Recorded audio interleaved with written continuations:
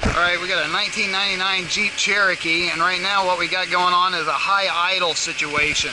So I'm reading the codes here, and earlier we were showing a throttle positioning sensor being bad on this.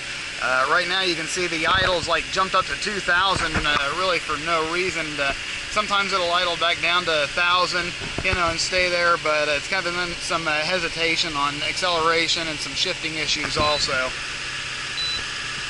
We'll go down here to Chrysler. This is my cheap, right now it's just saying battery temperature sensor voltage too low, but earlier it was showing a TPS sensor. We just reset the codes on it. I guess it hadn't picked it quite up yet, so we're going to try and replace the throttle positioning sensor over here and see if that fixes it. Look at that. We're not touching the gas at all, of course. And already we're idling all the way up to almost like 3,000 RPM. Will it idle down?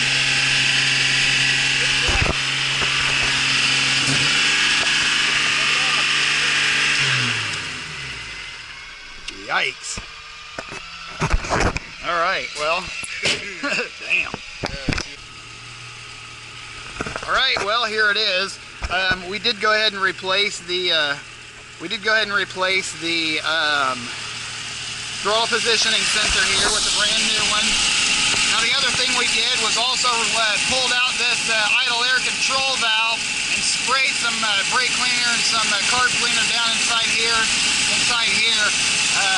You know, don't need to necessarily show you how to do that. It's a T20, it's the same one for these and that to take those off there.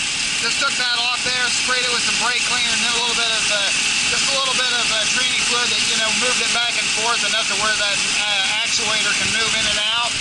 And that solved this high idle problem on this 99 Jeep. So if you're having some issues with like a fluctuating idle, you know, and some hard, bad acceleration, chances are it's one of these two right here. They're common failure areas.